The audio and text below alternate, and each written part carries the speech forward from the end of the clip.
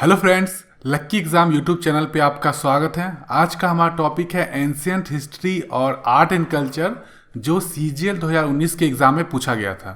हालांकि जो ये एग्ज़ाम है 2019 का सीजीएल है, लेकिन एग्ज़ाम जो कंडक्ट हुआ था, ये एग्ज़ाम कंडक्ट हुआ था 3 मार्च से 9 मार्च 2020। इसके बीच में ये एग्ज़ाम कंडक्ट हुआ था सीजीएल 2019 का। तो इन सारे सिटिंग के जितने भी क्वेश्चंस पेपर हैं, उन सारे पेपर में से ये निकाला गया है हमारा। और आज हम लोग डिस्कस करेंगे एंशियंट हिस्ट्री और आर्ट एंड कल्चर से रिलेटेड क्वेश्चंस। और जैसा कि आपको पता है, आर्ट एंड कल्चर जो है ज़्यादा पूछा जा रहा है। एसएससी के जितने भी एग्जाम है उसमें अच्छा खासा वेटेज है आर्ट एंड कल्चर का। पहले इतना नहीं पूछा जाता था। आज से साल 2 साल पहले जो आर्ट एंड कल्चर से जो क्वेश्चंस पूछे जाते थे वो इतने ज़्यादा नहीं पूछे जाते थे। पहले जो क्या है कि कंप्यूटर के क्वेश्चंस पूछे जाते थे अच्छे खासे, लेकिन लास्ट 1 ईयर में कंप्यूटर से समझो कि आप क्वेश्चंस पूछे ही नहीं जाते हैं। इसके बदले में आर्ट एंड कल्चर से अच्छे खासे क्वेश्चंस पूछे जाते हैं। तो इसलिए बहुत ही इंपॉर्टेंट टॉपिक है आने वाले एसएससी के एग्ज़ाम के लिए, किसी भी एसएससी के एग्ज़ाम के लिए।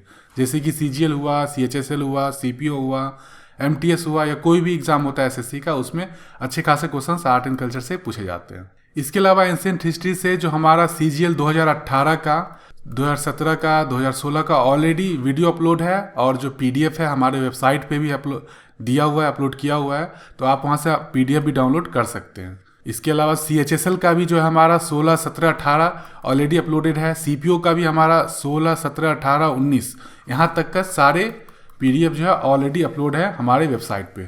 तो एंशियंट हिस्ट्री के जितने भी क्वेश्चंस है, अप्रोक्स हमारे पास 10 से 12 एग्जाम के, यानी कि 400 से 500 क्वेश्चंस जो है एंशियंट हिस्ट्री के जो प्रीवियस ईयर में पूछे गए थे एसएससी का, उससे रिलेटेड जितने भी क्वेश्चंस है वो हमारे वेबसाइट पे अपलोड है luckyexam.com पे।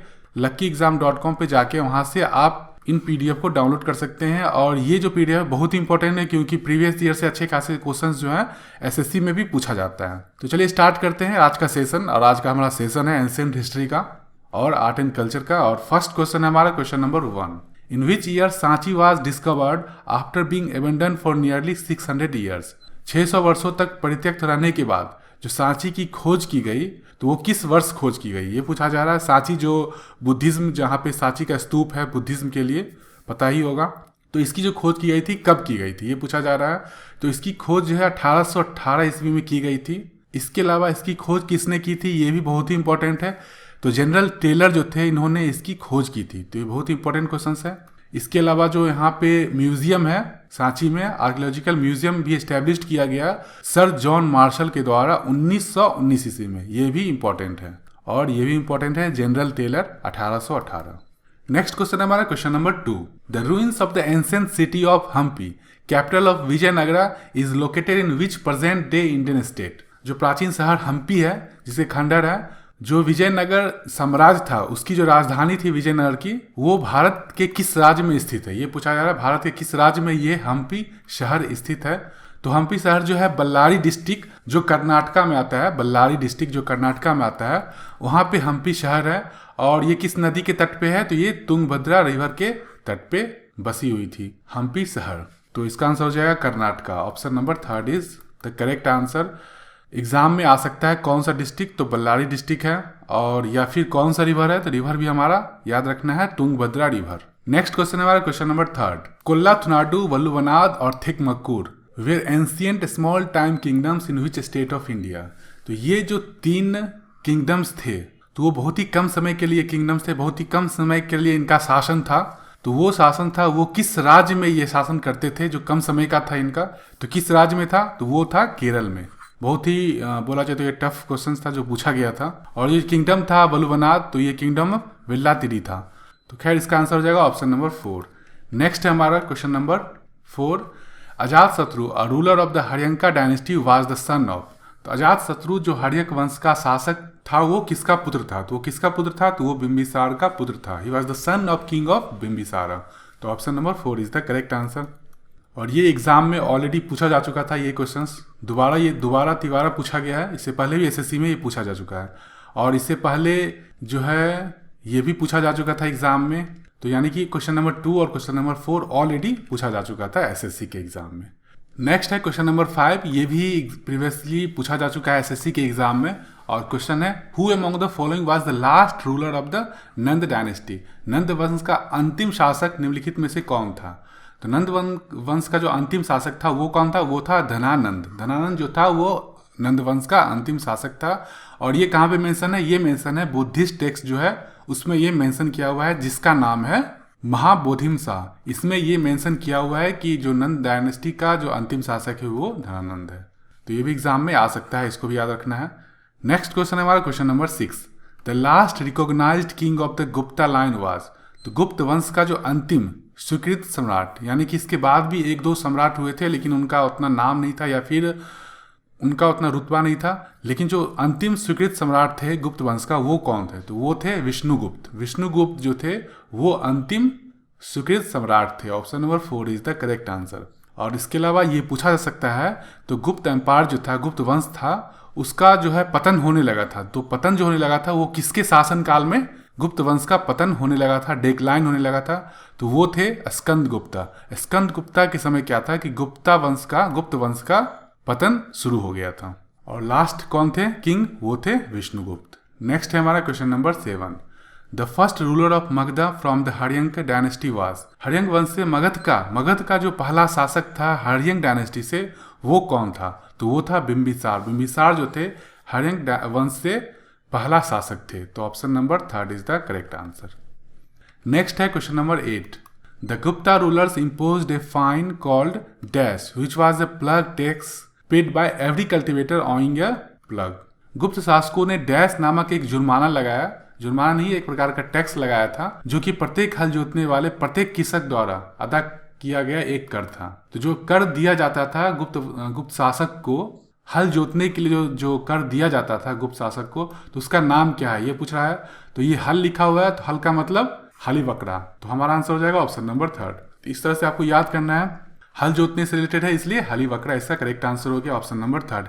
इसके अलावा और भी जो टैक्सेस थे गुप्त वंश के समय गुप्त शासक के द्वारा लगाया गया था, और भी टैक्सेस, तो वो सारा टैक्सेस लिखा हुआ है यहाँ पे। इसमें बहुत सारा जो है इंपॉर्टेंट है, तो जो इंपॉर्टेंट है उसको आप याद कर ले। जैसे कि सेल्स और परचेस टैक्स का क्या नाम था, ये कल्पिता, ये भी पूछा जाता है एग्जाम में कभी कभी।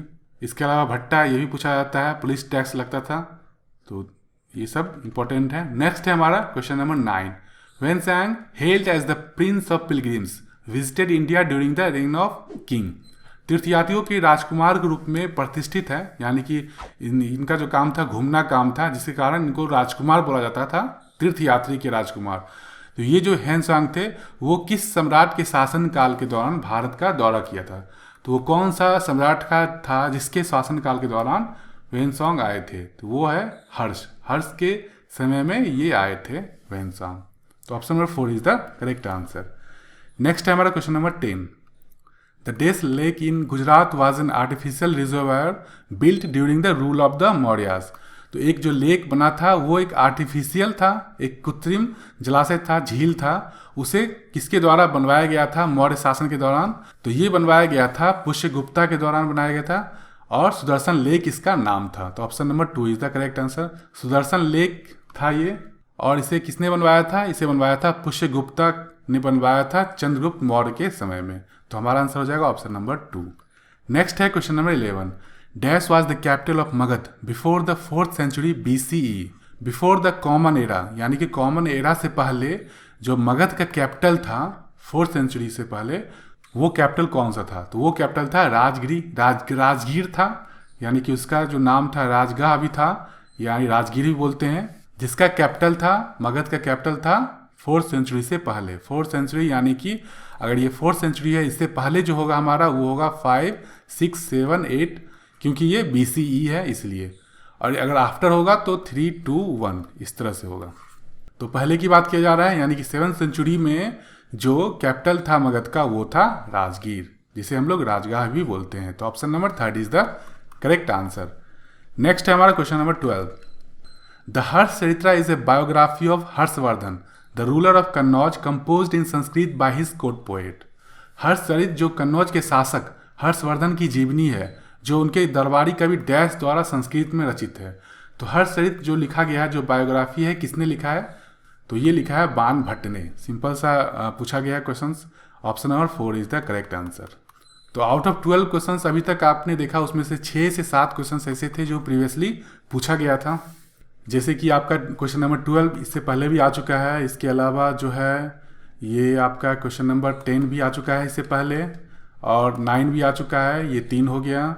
इसके अलावा जो आपका है ये भी आ चुका है, 4 आ गया। इसके अलावा ये भी आ गया, 5। इसके अलावा 6 और इसके साथ में 7 से 8 क्वेश्चंस पूछे गए थे। 12 में से जो 7 से 8 क्वेश्चंस थे वो प्रीवियसली पूछा जा चुका है एसएससी के एग्ज़ाम में। इसलिए प्रीवियस ईयर के जो क्वेश्चंस होते हैं बहुत इंपॉर्टेंट होता है। अगर आपको वो आता हो, याद है, तो समझो कि आपका आउट ऑफ 20 क्वेश्चंस यानी कि 25 क्वेश्चंस जो पूछा जाता है एसएससी में, और 5 करंट अफेयर्स के हटा दिया जाए, तो आउट ऑफ 20 क्वेश्चंस 10 से 12 क्वेश्चंस ऐसे होते हैं जो आप इजीली कर सकते हो। इसके लिए ज़्यादा मेहनत नहीं करना है। अगर आपको प्रीवियस ईयर के पेपर आते हैं तो उसमें से आप 10 क्वेश्चंस अटैम्प्ट कर सकते हो सही, और बाकी के 10 क्वेश्चंस के लिए आपको बुक पढ़ना पड़ेगा, कोई भी बुक, जैसे कि लुसेंट हुआ या फिर जो अरिहंत का बुक आता है मनोहर पांडे का, वो भी इंपॉर्टेंट है। नेक्स्ट है हमारा question number 13। In the 4th century BCE the capital of Magadha was shifted to. 4वीं शताब्दी ईसा पूर्व में मगध की राजधानी को स्थानांतरित कर दिया गया था। मगध की राजधानी पहले क्या था? वो था राजगाह यानी कि राजगीर, जो अभी हम लोगों ने देखा था। उस राजधानी को चेंज करके दूसरा राजधानी बनाया गया। तो उस राजधानी का नाम क्या था, ये पूछा जा रहा है। तो उस राजधानी का नाम था पाटलिपुत्र। पहले था राजगीर, जिसे चेंज करके पाटलिपुत्र बनाया गया। और ये जो चेंज किया था, तो वो जो राजा था वो था अजातशत्रु। अजातशत्रु ने राजगीर से पाटलिपुत्र में चेंज किया था राजधानी को मगध का। और इसका आंसर हो जाएगा ऑप्शन नंबर 4। नेक्स्ट है हमारा question number 14। The Vedic civilisation in India flourished along the river dash. भारत में वैदिक सभ्यता डैश नदी के साथ विकसित हुई। तो भारत में वैदिक सभ्यता जो है वो सरस्वती नदी, जो अब नदी नहीं रही, लुप्त हो चुकी है, इस नदी के तट पे ही वैदिक सभ्यता जो थी वो पनपी थी, वही विकसित हुई थी वहाँ पे। तो इसका आंसर हो जाएगा ऑप्शन नंबर 3। और सरस्वती रिवर जो है बेसिकली स्टेट ऑफ हरियाणा और पंजाब, इसके अंतर्गत आता था सरस्वती रिवर। नेक्स्ट है हमारा question number 15। King Harshavardhana ascended the throne of Thaneswar and Kannauj on the death of his brother. राजा हर्षवर्धन ने अपने भाई डैश की मृत्यु पर थानेश्वर और कन्नौज की गद्दी संभाली थी। तो कौन जो भाई थी जिसकी मृत्यु होने के बाद राजा हर्षवर्धन ने थानेश्वर और कन्नौज की गद्दी संभाली थी? तो वो थे राज्यवर्धन। राज्यवर्धन की मृत्यु होने पे हर्षवर्धन ने थानेश्वर और कन्नौज की गद्दी संभाली थी। नेक्स्ट है question number 16। Which pillar inscriptions has recorded the achievements of Samudragupta who was known as the Napoleon of India for his conquest. किस स्तंभ शिलालेख में समुद्रगुप्त की उपलब्धियों को अभिलिखित किया गया है? यानी कि समुद्रगुप्त की जो भी उपलब्धियां थी उसे शिलालेख में दिखाया गया है, जिसे उसकी विजय के लिए नेपोलियन ऑफ इंडिया के रूप में जाना जाता है। तो वो शिलालेख कौन सा था, वो स्तंभ कौन सा था जिसमें दिखाया गया है? तो वो था इलाहाबाद पिलर। इलाहाबाद पिलर में इनकी उपलब्धियों को दर्शाया गया है। किनकी उपलब्धि? समुद्रगुप्त की उपलब्धियों को, जिसके कारण इन्हें नेपोलियन ऑफ इंडिया भी बोला जाता है। तो हमारा आंसर हो जाएगा ऑप्शन नंबर 1। नेक्स्ट है क्वेश्चन नंबर 17।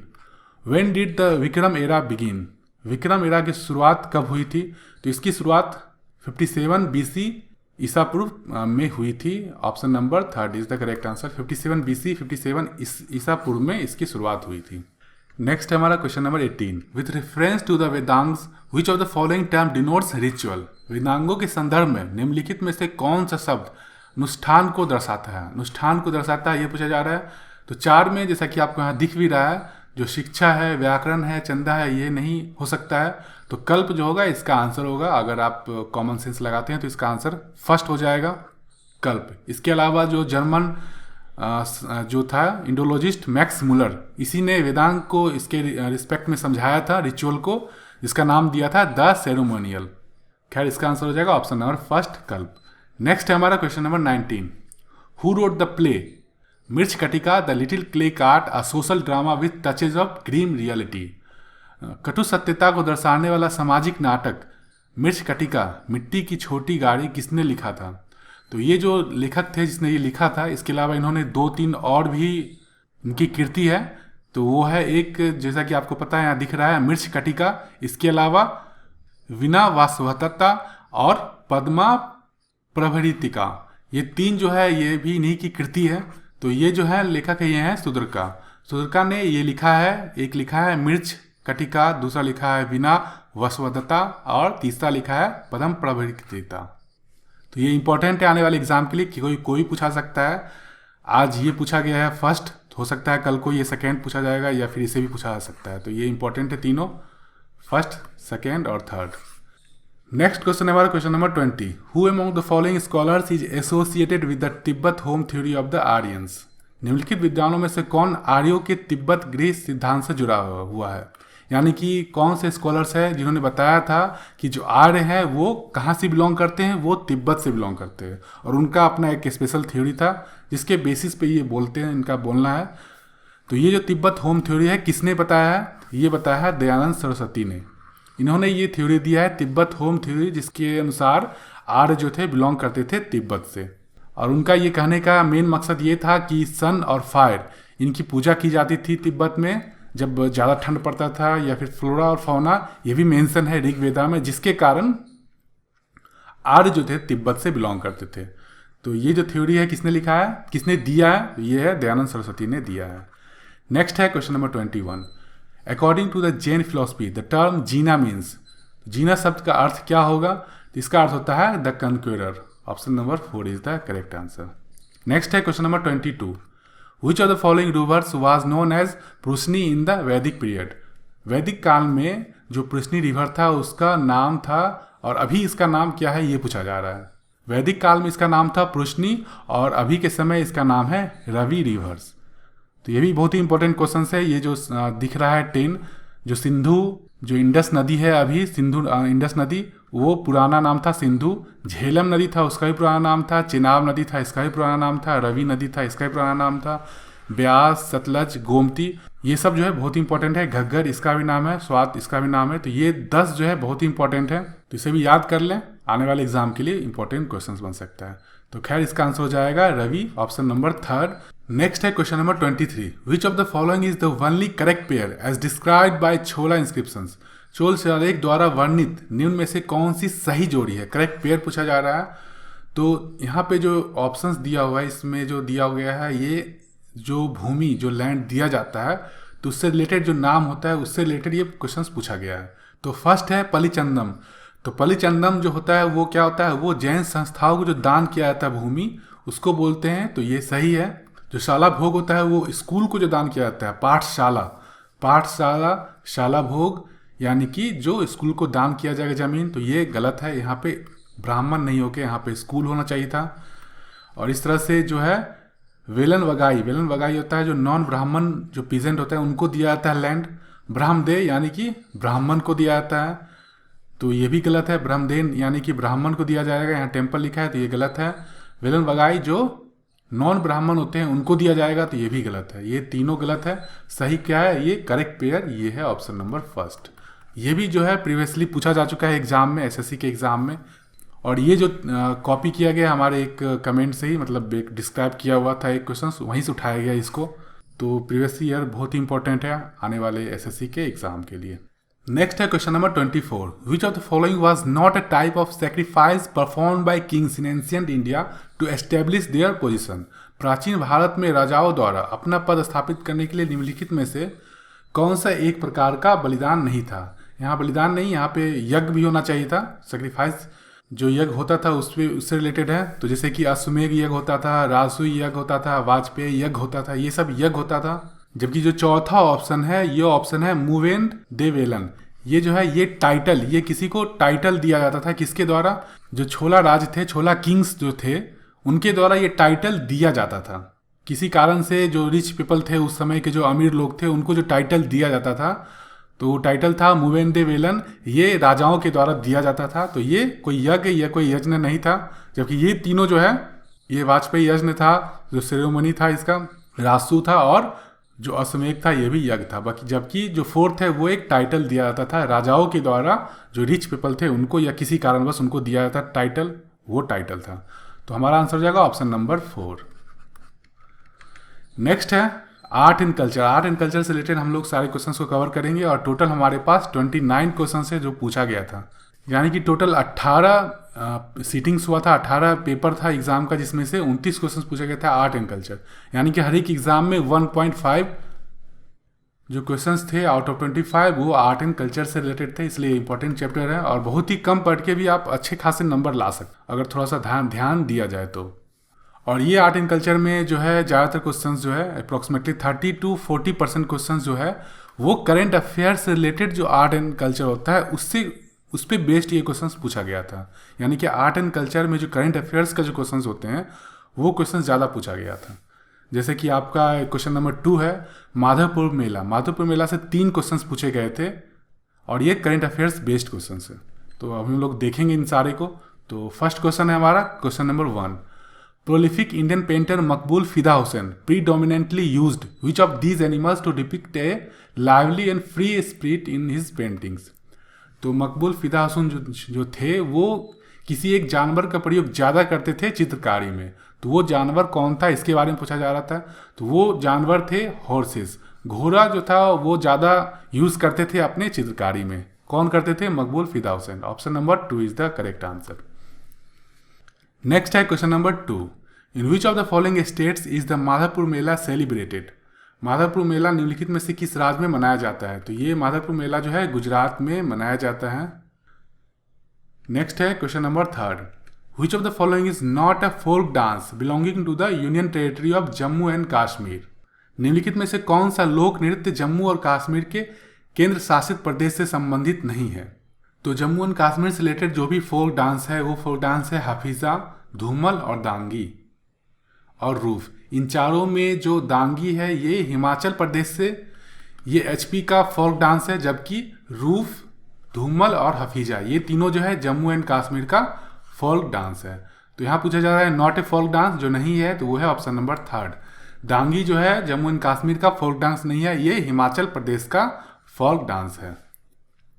इसके अलावा जो धूमल है वो कौन सा ट्राइब ये डांस परफॉर्म करता है? तो वो ट्राइब है वट्टल ट्राइब। ये भी कभी कभी एग्जाम में आ सकता है। वट्टल ट्राइब जो है वो धूमल डांस परफॉर्म करता है जम्मू एंड कश्मीर में। नेक्स्ट है question number 4। Who among the following was a famous qawwali singer. Qawwali गायक कौन है इन चारों में? तो नुसरत फतेह अली खान जो है वो एक कव्वाली सिंगर है। Option number 3। क्वेश्चन नंबर 5 है in which state as the Jawara dance a dance form to celebrate wealth originated. तो ज्वारा डांस, ज्वारा नृत्य जो किया जाता है, धन जिसके पास होता है, प्रोस्पेरिटी जिसके पास होता है, उसको उत्सव को मनाने के लिए ये नृत्य किया जाता है ज्वारा डांस। तो वो कहाँ पे होता है इसका आयोजन? तो इसका आयोजन मध्य प्रदेश में होता है। तो option number 2 is the correct answer. Next है हमारा question number 6। Which city in India is world renowned for one of the most traditional embroidery styles chikankari. Bharat का कौन सा शहर सबसे पारंपरिक कढ़ाई शैलियों में से एक चिकनकारी के लिए विश्व में प्रसिद्ध है? तो ये चिकनकारी है ये जनरली क्या होता है, जो लेडीज़ के जो कपड़े होते हैं उस पर जो कढ़ाई किया जाता है, जो डिज़ाइन बनाया जाता है कपड़े पे, उसको बोलते हैं एक प्रकार का है चिकनकारी। और ये कहाँ पे होता है? ये लखनऊ में होता है। तो इसका आंसर हो जाएगा ऑप्शन नंबर 4। और इसकी जो शुरुआत है चिकनकारी की शुरुआत, ये जो है शुरुआत नूरजहां के द्वारा हुआ था। नूरजहां ने इंट्रोड्यूस किया था ये चिकनकारी, जो जहांगीर की पत्नी भी थी। नेक्स्ट है question number 7। Bhavai and Kalbelia as traditional dance forms on their genesis to which Indian state. Bhavai और कलबेलिया जो नृत्य है वो किस भारतीय राज्य से रिलेटेड है? तो ये राजस्थान से रिलेटेड है। तो घूमर के अलावा जो कलबेलिया, कठपुतली ये सब जो डांस है ये राजस्थान से रिलेटेड है। भवई ये सब जो डांस फॉर्म है ये राजस्थान में ज़्यादा मनाया जाता है नृत्य के रूप में। नेक्स्ट है हमारा question number 8। Pongal festival is celebrated for 4 days इन तमिलनाडु। पोंगल कहाँ मनाया जाता है? पोंगल तमिलनाडु में मनाया जाता है। लेकिन ये इससे आगे पूछा गया है कि what is the 4th day of Pongal called. तो पोंगल के चौथे दिन को क्या कहा जाता है? तो चौथा दिन होता है उसे हम लोग कानुम पोंगल भी बोलते हैं। Option number 2 is the correct answer. Next है question number 9। Which dynasty build the Pancharathas of Mahabalipuram. किस राजवंश ने महाबलीपुरम का पंचरथ बनवाया? तो वो कौन सा राजवंश था जिसने ये पंचरथ बनवाया था महाबलीपुरम में? और पंचरथ जो है वो रिलेटेड है किससे? महाभारत से रिलेटेड है। और ये आने वाले जो अभी नेक्स्ट क्वेश्चन जो हम लोग देखेंगे उसमें भी इससे बेस्ट क्वेश्चन पूछा गया है पंचरथ से रिलेटेड। और खैर यहाँ पे जो पूछा जा रहा है वो पूछा जा रहा है कौन सा डायनेस्टी है जिसने ये पंचरथ बनवाया था? तो वो डायनेस्टी है पल्लव डायनेस्टी। पल्लव डायनेस्टी के किंग महेंद्र वर्मन फर्स्ट और नरसिंह वर्मन फर्स्ट। महेंद्र वर्मन फर्स्ट और नरसिंह वर्मन फर्स्ट ने ये 5 रथ जो था, पंच रथ जो था वो बनवाया था। तो कौन सा डायनेस्टी था? वो था पल्लव वंश। Option number 2 is the correct answer. Next है question number 10। The famous 11-day long Dhanu Jatra considered as the largest open air theatre of the world is celebrated in which state? दुनिया की सबसे बड़ा खुला रंगमंच के रूप में प्रसिद्ध 11 दिवसीय धनु यात्रा किस राज्य में मनाया जाता है? तो धनु यात्रा जो होता है वो बेसिकली क्या होता है, ये जो कृष्ण भगवान है उनको और कंस, इन दोनों कृष्ण भगवान और कंस से रिलेटेड, इससे रिलेटेड ये धनु यात्रा मनाया जाता है। और ये कहाँ मनाया जाता है? ये उड़ीसा में मनाया जाता है। Option number 3 is the correct answer. Next है हमारा question number 11। The excavated remains of dash found near Patna in Bihar was inscribed as a world heritage site by UNESCO in July 2016। यानी कि बिहार में पटना में जो एक यूनेस्को साइट है, वो यूनेस्को साइट कौन सा है जो 2016 में रिकॉग्नाइज किया गया था यूनेस्को के द्वारा? तो वो है नालंदा महाविहार। नालंदा महाविहार जो है 2016 में इसे रिकॉग्नाइज किया गया। नेक्स्ट है question number 12। Which of the following academies organise the Tansen Sangeet Samaroh इन ग्वालियर? ग्वालियर में तानसेन संगीत समारोह निम्नलिखित में से किस अकादमियों का आयोजन करता है? यानी कि कौन सी एकेडमी जो है ये आयोजन करती है तानसेन संगीत समारोह? तो ये जो आयोजन करती है वो करती है उस्ताद अलउद्दीन खान कला एवं संगीत एकेडमी जो है ये तानसेन संगीत समारोह का आयोजन करती है। तो option number 4 correct answer. Next है क्वेश्चन नंबर 13। धर्म राजा युधिष्ठिर रथ जिसे बोलते हैं भीम रथ, अर्जुन रथ, नकुल सहदेव रथ, कितना रथ हो गया? फर्स्ट, सेकेंड, थर्ड और फोर्थ, ये 4 रथ हो गया पंचरथ के। तो 5वां जो रथ है वो रथ कौन सा है? 5th रथ जो है वो कौन सा है? युधिष्ठिर रथ फर्स्ट हो गया, भीम रथ सेकेंड हो गया, अर्जुन रथ थर्ड हो गया और ये 4th हो गया। तो 5वां रथ पूछा जा रहा था, 5वां रथ किसका होगा? वो होगा द्रौपदी का रथ। Option number 3 is the correct answer. Next है question number 14। In memory of whom is the Madhavpur Mela of Gujarat celebrated? तो माधवपुर मेला कहाँ पे आयोजित होता है? ये गुजरात में हुआ था। ये पूछा गया था अभी पहले। अब ये पूछा जा रहा है कि माधवपुर मेला जो होता है क्यों आयोजित किया जाता है? तो ये कृष्ण और रुक्मणी से रिलेटेड है, जिसको देखते हुए ये मेला आयोजित किया जाता है। तो हमारा आंसर हो जाएगा option number 2 Krishna and Rukmini. Question number 15 है। To which of the following Indian states does Mardani Khel one of the famous martial art forms in India belong? निम्नलिखित में से किस भारतीय राज्य में मर्दानी खेल भारत में प्रसिद्ध मार्शल आर्ट रूपों में से एक है? वो होता है, वो खेल कहाँ पे आयोजित होता है? मर्दानी खेल। तो ये मर्दानी खेल कहाँ पे है? महाराष्ट्र में होता है। और इसके थ्रू जो तलवार है, इंडियन पट्टा और वीटा, इसका यूज किया जाता है मर्दानी खेल में। और कहाँ पे? महाराष्ट्र में। नेक्स्ट है हमारा question number 16। Madhavpur Mela takes place in? तो माधवपुर मेला कहाँ पे मनाया जाता है? ये गुजरात में मनाया जाता है। तो इसका आंसर हो जाएगा option number 4। Next question number 17। In which of the following Indian states is the लाई हरोबा फेस्टिवल सेलिब्रेटेड? निम्न में से किस भारतीय राज्य में लाई हरोबा उत्सव मनाया जाता है? तो लाई हरोबा उत्सव जो है मेटी पीपल के द्वारा मनाया जाता है। किस राज्य में? मणिपुर में मनाया जाता है। एग्जाम में आ सकता है कि किसके द्वारा मनाया जाता है, तो मेटी पीपल के द्वारा मनाया जाता है लाई हरोबा फेस्टिवल। और ये कहाँ मनाया जाता है? ये मणिपुर में मनाया जाता है मई के मंथ में। तो option number 4 is the correct answer. Next है हमारा question number 18। Select the correct pair of dance form and state? तो करेक्ट पेयर पूछ रहा है। तो कलबेलिया जो है राजस्थान का है। अभी हम लोग ने देखा था, एक क्वेश्चन से पूछा भी था कलबेलिया। तो कलबेलिया कहाँ का है? राजस्थान का है। थंगता ये मणिपुर का है, थंगता मणिपुर का है। पदियानी केरला का है और दलखाई उड़ीसा का है। तो पूछ रहा है करेक्ट पेयर। तो करेक्ट पेयर इस चारों में से कौन सा होगा? ऑप्शन नंबर 3 पदियानी जो है केरला का है, ये करेक्ट आंसर होगा। इसके अलावा दलखाई कहाँ का है? दलखाई ये उड़ीसा का है। थांगता ये कहाँ का है? ये मणिपुर का है। और कलबेलिया जो है वो राजस्थान का है। तो ये सभी आपको पता होना चाहिए। नेक्स्ट है question number 19। In which of the following temples is the Ambubachi fair celebrated every year? निम्न में से किस मंदिर में प्रतिवर्ष अंबुबासी मेला मनाया जाता है? तो अंबुबासी मेला जो है असम में मनाया जाता है, गुवाहाटी में मनाया जाता है। कामाख्या मंदिर जो है वहाँ पे ये अंबुबासी मेला मनाया जाता है। तो हमारा आंसर हो जाएगा ऑप्शन नंबर 2। नेक्स्ट है question number 20। Which of the following monuments is not a part of the Qutub complex? तो कुतुब परिसर जो है, कुतुब मीनार जिसे जो फेमस है उस नाम से, तो कुतुब परिसर का इसमें कौन सा हिस्सा नहीं है, ये पूछा जा रहा है।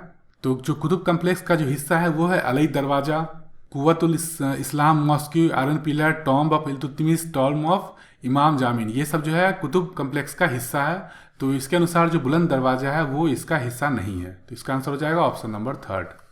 नेक्स्ट है question number 21, where is the Dharmaraja Ratha monument located. Dharmaraj रथ स्मारक कहाँ पर स्थित है। तो अभी हम लोगों ने देखा था कि पंच रथ में 5 रथ थे, जिसमें से एक रथ धर्मराज युधिष्ठिर जो रथ था वो भी था। तो वो कहाँ पे स्थित है, तो ये महाबलीपुरम में स्थित है, तमिलनाडु में। Option number 4 is the correct answer. Next है question number 22, in which state the Jaugada rock edict of Ashoka is located. तो अशोक का जो जयगढ़ रॉक एडिक्ट है वो किस राज्य में स्थित है। तो ये किस राज्य में स्थित है, तो ये उड़ीसा में स्थित है। उड़ीसा के गंजम डिस्ट्रिक्ट में वहाँ पे ये अशोक का ये जो एडिक्ट है वो स्थित है। नेक्स्ट है question number 23, with reference to dances and their native states which of the following pairs is correct. Correct के बारे में पूछा जा रहा है। तो यक्षगंगा जो है कर्नाटका में है, ये सही है, तो यही इसका आंसर हो जाएगा। करेक्ट के बारे में पूछा जा रहा था। इसके अलावा सटारिया जो है वो असम में है, कलारीपयट्टू जो है वो केरला में है ये डांस फॉर्म, और गोमीरा डांस फॉर्म जो है वो वेस्ट बंगाल का है। तो ये भी चारों याद होना चाहिए। नेक्स्ट है हमारा question number 24, which tales are related with painting and sculptures of the Ajanta caves. Ajanta की गुफाओं की पेंटिंग और मूर्तियों से कौन से किस्से जुड़े हुए हैं। तो कौन से किस्से जुड़े हैं, ये जातक कथा से जुड़ा हुआ है, जातक टेल से जुड़ा हुआ है। तो इसका आंसर हो जाएगा option number 3। Question number 25, the wood of which of the following trees is use to make the large plucked string instrument used in Carnatic classical music known as Bobbili veena और सरस्वती वीणा। तो बोबली वीणा और सरस्वती वीणा में जो यूज़ किया जाता है तार, वो एक जो पेड़ की लकड़ी है उसका यूज किया जाता है। तो वो पूछा जा रहा है वो लकड़ी कौन सा है, किस पेड़ का है। तो वो है कटहल का जो लकड़ी होता है, जैक फ्रूट जो वुड होता है उसका यूज किया जाता है। तो option number 1 is the correct answer. Next हमारा question number 26, which of the following monuments bears a similarity to the French war memorial the Arc de Triomphe. तो ये पूछ रहा है कि फ्रेंच वार मेमोरियल जो है आर्क दे ट्रायम्फ, इसकी तरह एक मेमोरियल जो है हमारे जो स्मारक है वो हमारे इंडिया में भी है। तो वो कौन सा है इस 4 में से, वो पूछा जा रहा है। तो वो कौन सा है, वो है इंडिया गेट। इंडिया गेट जो है वो स्मारक जो है वो मिलता है, किससे मिलता है, वो मिलता है आर्क दे ट्रायम्फ से मिलता है। तो हमारा आंसर हो जाएगा ऑप्शन नंबर 1। नेक्स्ट है question number 27, in which state is the festival of Uttarayan uniquely celebrated. Uttarayan का जो त्यौहार होता है वो किस राज्य में मनाया जाता है।